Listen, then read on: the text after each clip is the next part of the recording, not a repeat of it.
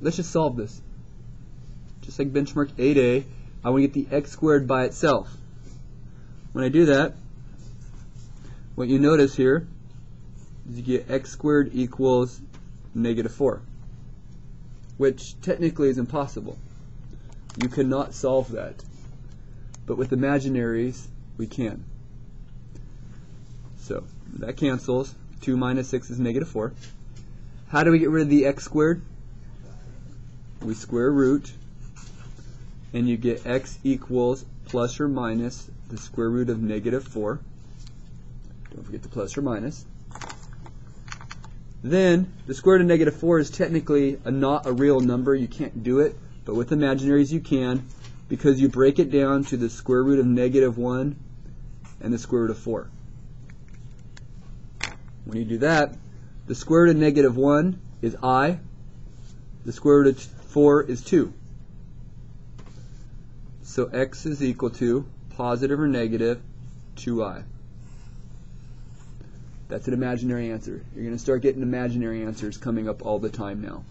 So be aware to put the I. Whenever you have a square root of a negative, put the I.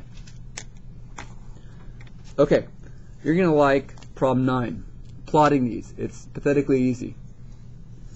Okay, instead of this being the x and y axis, all right, this is now the real number line, and this is the imaginary number line.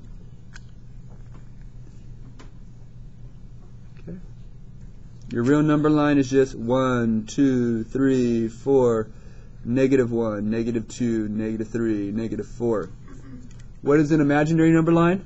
Well, that is 1i, 2i, 3i, and so forth. And this would be negative 1i, negative 2i, negative 3i, and so forth.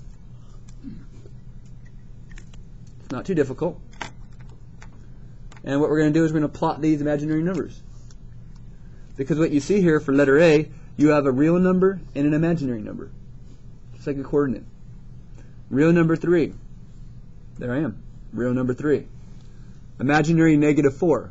Well, I got to go imaginary 4. Down. The real number's over 3, the imaginary is down 4. There's your letter A. B. Real negative 4. Real negative 4 is right here.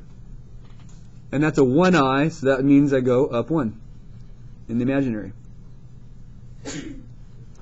There's B. Not too tough. Pretty easy. This one, C. Do you understand negative 2 is technically negative 2 plus 0i? But do I have to put plus 0i? Not really, but if you want to think of it that way. So negative 2 is just simply right here, and are we going up or down anywhere? No. So simply, bam. It stays on the real number line, because it's a real number. This one, do you understand it's kind of plus 0? Could you add a 0 for your real number? So this one starts at 0, and it's 3i, so you're going to go up 3. There's D. Okay.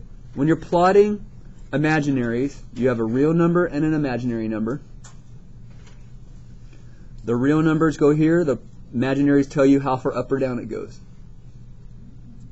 Plot it. Okay.